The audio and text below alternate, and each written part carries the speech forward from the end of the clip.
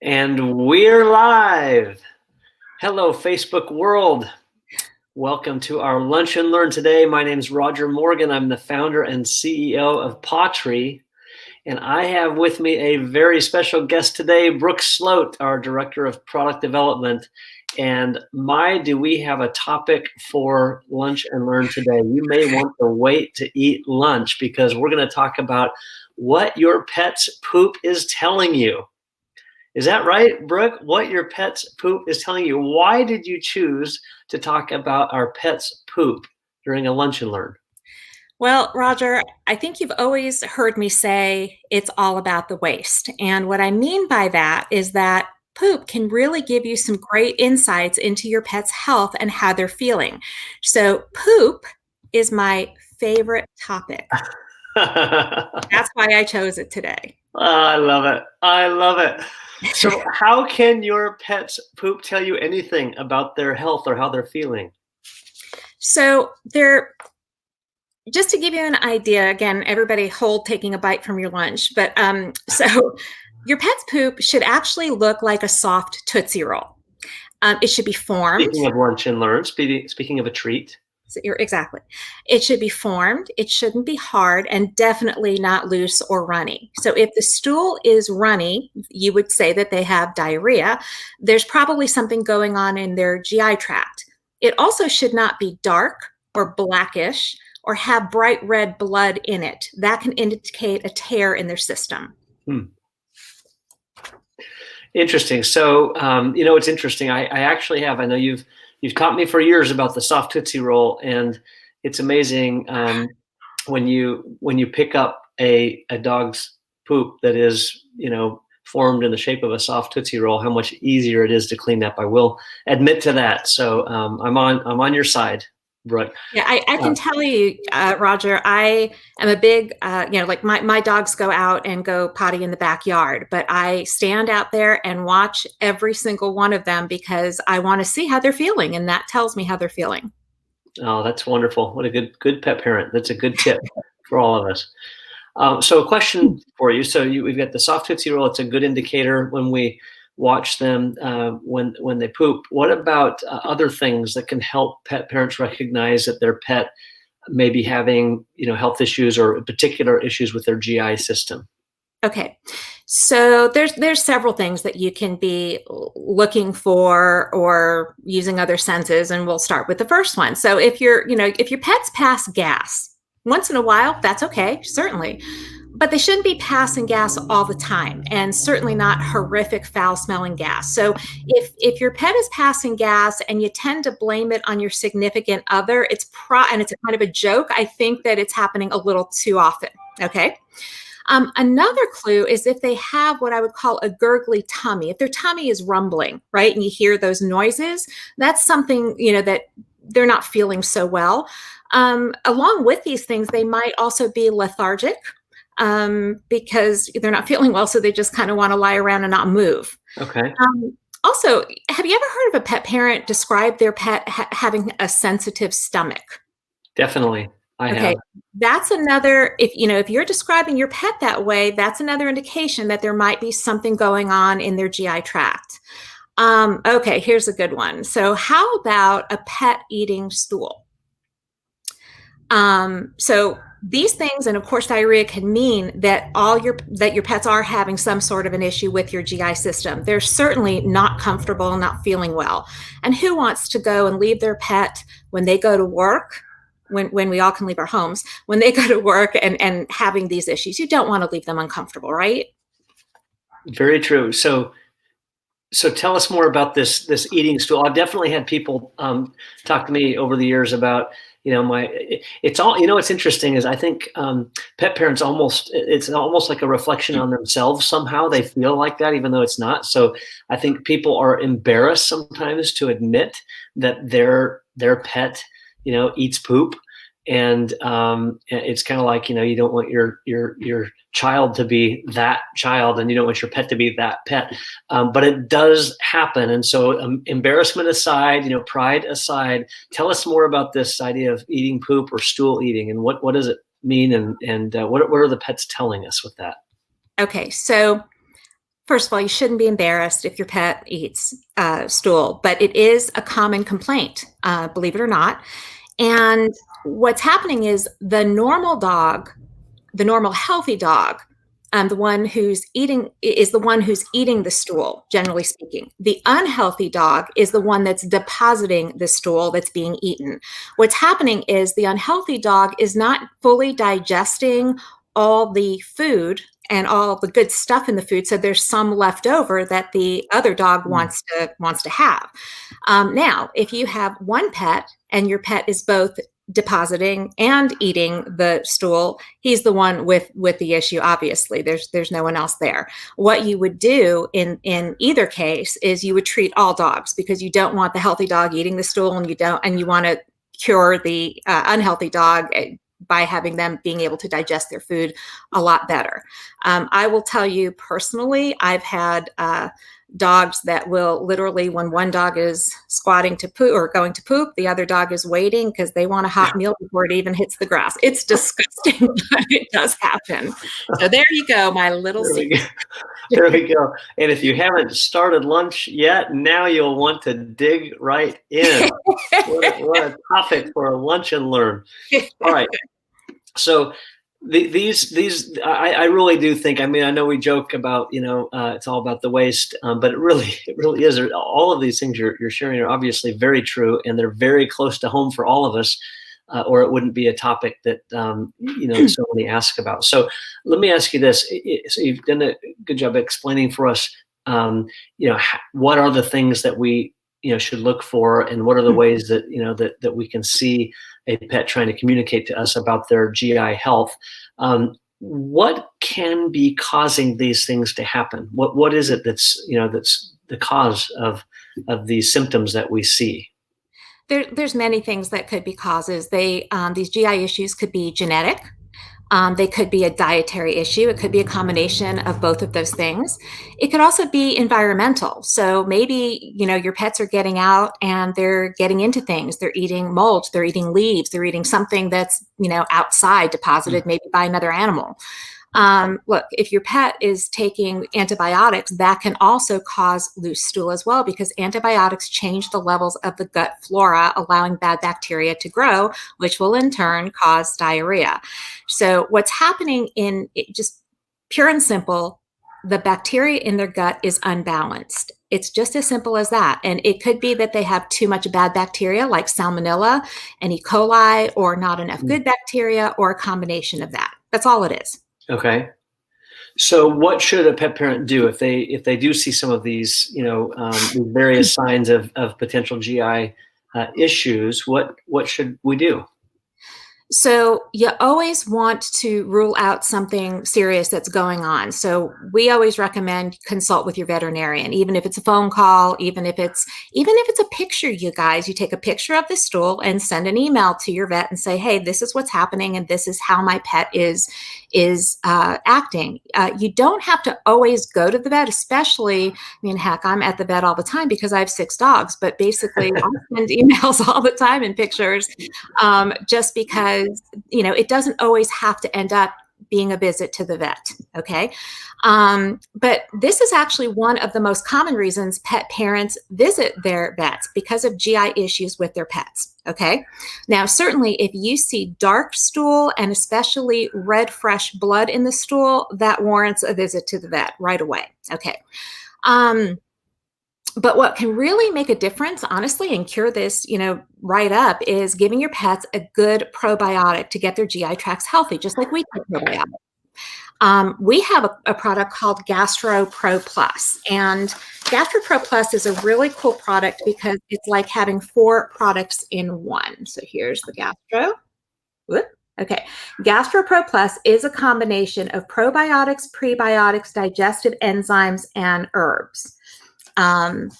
And I'll go ahead and explain, more about this, but this product can really make a huge difference in your pet's comfort and their quality of life, how they feel every single day. It can be the difference of them thriving or just surviving, basically.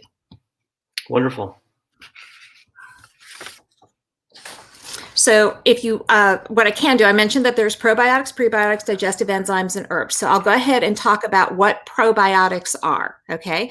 And I think I mentioned this earlier. Probiotics are the good bacteria. They protect the gut from the bad bacteria. Bad bacteria is Salmonella, E. coli. Those things cause diarrhea and they produce gas and loose stool, et cetera. The good bacteria keeps the bad bacteria under control and prevents the overgrowth of these pathogens. And good bacteria has a tremendous effect also on the immune system. So it's really, really good stuff. Next are the prebiotics, and these are long chain sugars, and these are the nutrients that feed the probiotics. So prebiotics are long chain sugars that feed the probiotics. Very simple. Next are these digestive enzymes that I've talked about. And these enzymes are the enzymes that your pets need to break down the food that they eat so the food can be absorbed and utilized in their body. So they break down proteins and fats and carbohydrates, and they lighten the load on the pancreas. So the digestive enzymes that we use are amylase, which breaks down carbohydrates into basic starches like sugars and sucrose. Lipase, which breaks down fats into fatty acids. Cellulase breaks down cellulose, and protease, bromelain, and papain all break down protein. And last but not least are these gut-soothing herbs that I've talked about. We use ginger, cinnamon, and licorice. And ginger basically supports overall. Sounds good. Now you're talking my language. Some licorice. Yeah, this is the good stuff. You guys can take a bite of lunch now. Okay. The ginger supports overall bowel health. It's an antioxidant and an anti-inflammatory. Cinnamon balances the sugar metabolism and is an excellent antioxidant. And licorice is also an antioxidant and antispasmodic. So those are the things that we use in our GastroPro Plus. Wonderful. I do know that there are a lot of products on the market that address these types of things. Just as you mentioned, this is the number one reason people go to the vet. There are certainly a lot of different remedies out there that people that are available, to pet parents to try to help soothe the gut and help with gut health. You've identified that in our GastroPro Plus, we have all four of those things, the probiotics, prebiotics, digestive enzymes, and digestive herbs. They will all work together synergistically. Talk for just a moment. We as I mentioned, there's a lot of products on the market, and but we obviously feel strongly about ours. What is the difference in our probiotics, compared to some of the others that you've seen on the market? Okay, so as you mentioned, there are certainly other probiotics on the market, but none are as complete as ours. We have all four of those things, and it's very important because they do work. We use the word synergistically a lot, but that's how we formulate our products is to put different ingredients, active ingredients in that work together, and working together is better than, just one thing. A lot of things are just probiotics. Okay. So our GastroPro Plus contains 100 times more colony-forming units of probiotics. That's 12 billion CFUs is the term. And that's more than even a product that is sold and recommended by, vet offices, okay, a prescription item. They may have the probiotics, but they don't contain the digestive enzymes, the prebiotics, or the herbs. Ours is a huge step up from many that are in the market. Excellent. I know I really can speak firsthand, as a user. We've got one of our two dogs who just, I think when you talked earlier about genetics, sometimes it's dietary or genetics. We've got a dog who is she's just got a sensitive GI system, just like, some of our, family members or friends we know just have a sensitive GI system. And one of our dogs, Jojo, does. And so this is a lifesaver. It really is. It helps calm her gut. And we've had on days if we forget to give it to her, a lot of times we'll end up with some accidents or her not feeling comfortable, and neither one is good. So I really can I can vouch, kind of support you in that. I have a question for you. Our product, our GastroPro Plus, you showed the box. I don't know if there's a sleeve, if you showed the capsules, there you go. So our product comes with these little capsules intentionally. Can you tell everybody why is it we put our GastroPro Plus in capsules like this? Okay, so that's a really good question. So a lot of probiotics come in containers like this. Okay, I just picked up a jar of something. Okay, and when you serve the probiotics, you open the top, you take out the stuff, you put on the top, you open the top, you put on the stuff, and every time you open it up, you're exposing the contents to moisture, to the air and the moisture in the air, right? And so what happens is probiotics such as like Bacillus subtilis and Lactobacillus, those are live microorganisms that are dehydrated and dormant. And once they're exposed to moisture, they start to live and come out of their dormant state. And that's when I've used the term a number of times, when the clock starts ticking, okay? Because there's only so long that they're going to survive and be useful, okay? Otherwise they die. These microorganisms, they have a short lifespan, from days to weeks generally. So packaging is actually very critical to ensure that these microorganisms don't get exposed to moisture.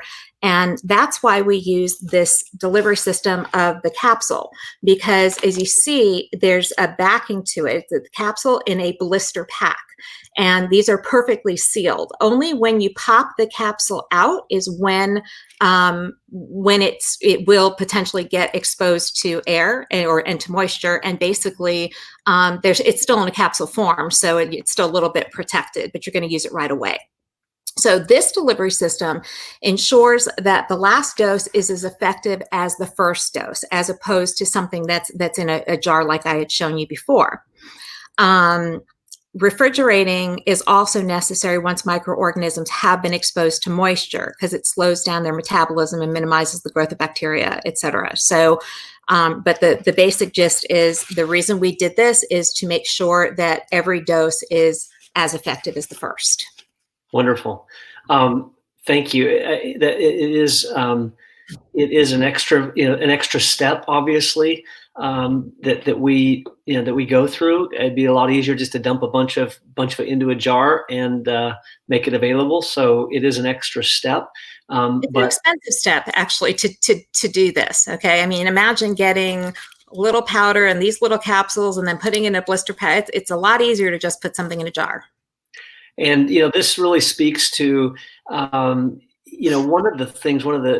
just a quick side note before we let you wrap up with your last couple of points here, Brooke. But a quick side note, when I founded the company Pottery, one of the purposes, in the vision of this in my mind at the time, and now that has absolutely come to reality many years later, was that we had the potential to make a very massive impact on the lives of pets and people. But the only way to make that kind of impact is to truly develop products with efficacy and integrity and quality of ingredients, quality of formulation in mind, so that we really could deliver the impact to the pet.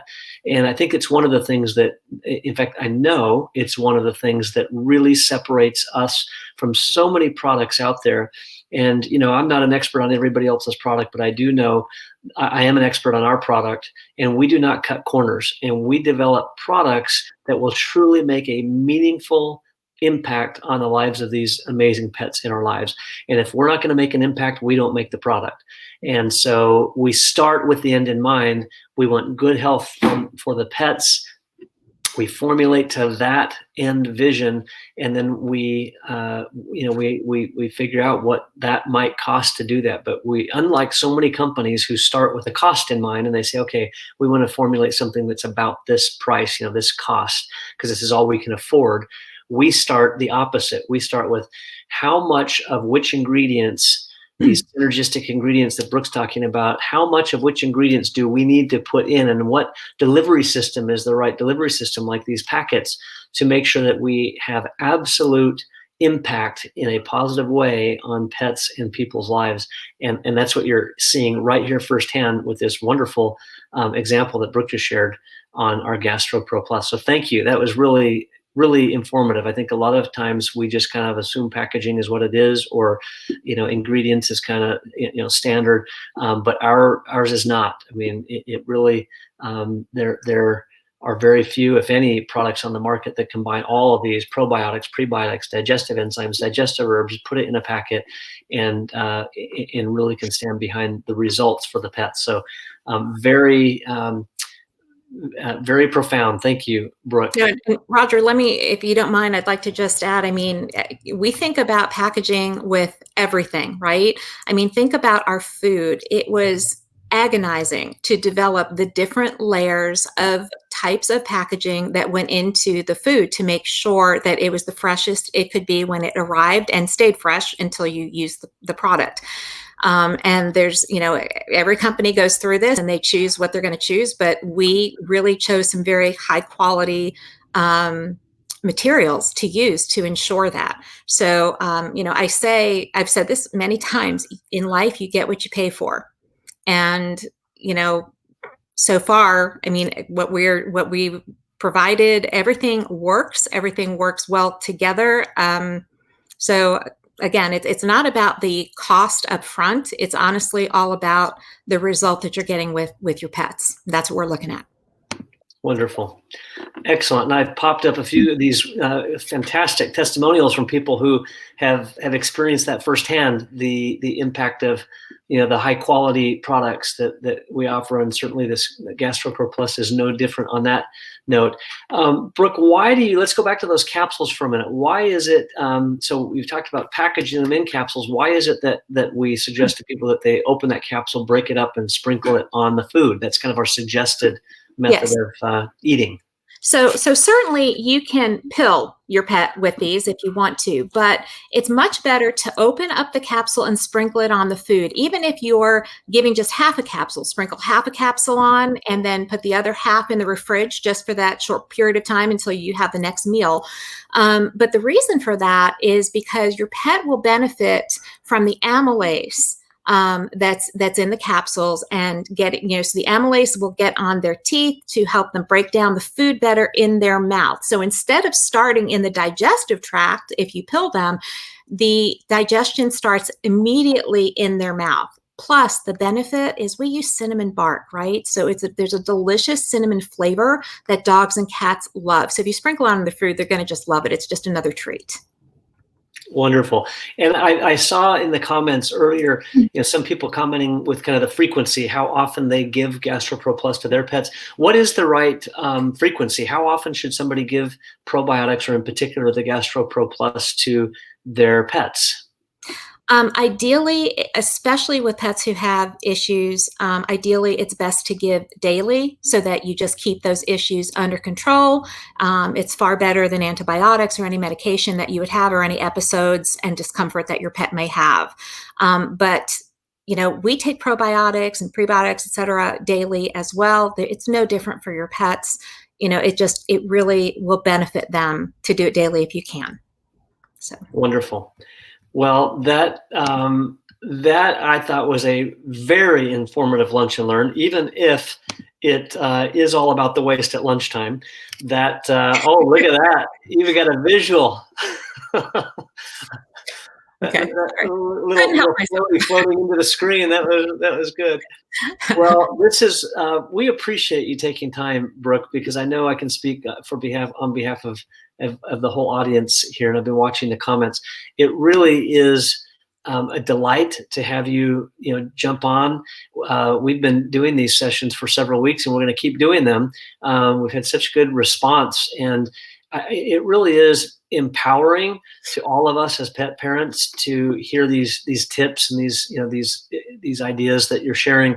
And we appreciate you taking the time to do that. It really empowers us as pet parents to feel better about, what we're doing for our pets and how we identify, issues or things that are going, right with our pets, and how we can best, be aware and help them. Because you're right, just like in today's Lunch and Learn, their poop is telling us something. They're trying to tell us something. So much of their behavior, especially behavior that sometimes bothers us, it's kind of like a crying baby. There's a reason that it's kind of can be a little bit bothersome or concerning, because it's, hey, take note. I'm trying to tell you something. And that's, how many of the quote unquote issues that we see with our pets are really just them communicating with us. And so we appreciate you taking time to help us understand what are they saying when they're communicating. And it's not just, hey, I'm mad at you, I want you to clean up my diarrhea. That's probably not what they are saying. You've given us some really good tips to know what they might be saying and how we can address it. So thank you very much. Sure, Roger. One thing I'd like to answer, I see Amanda sent in a question, can I sprinkle it right in his mouth instead of the food?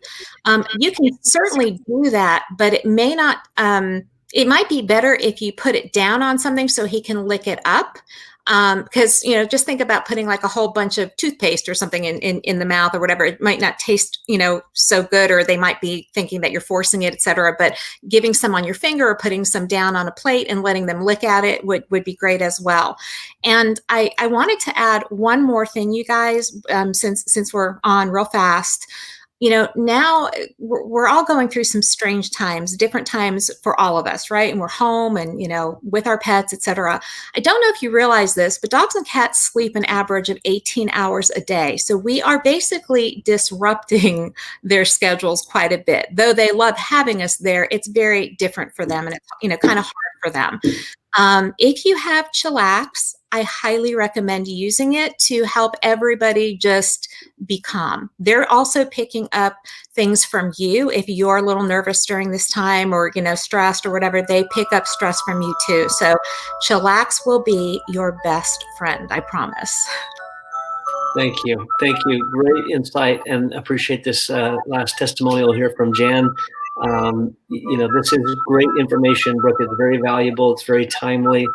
And we all thank you. And we will look forward to next week's topic, hopefully just as, you know, appetizing as this one.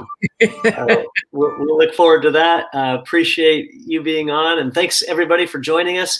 Share with your friends, empower more pet parents to learn some of these wonderful tips that we've learned today from Brooke.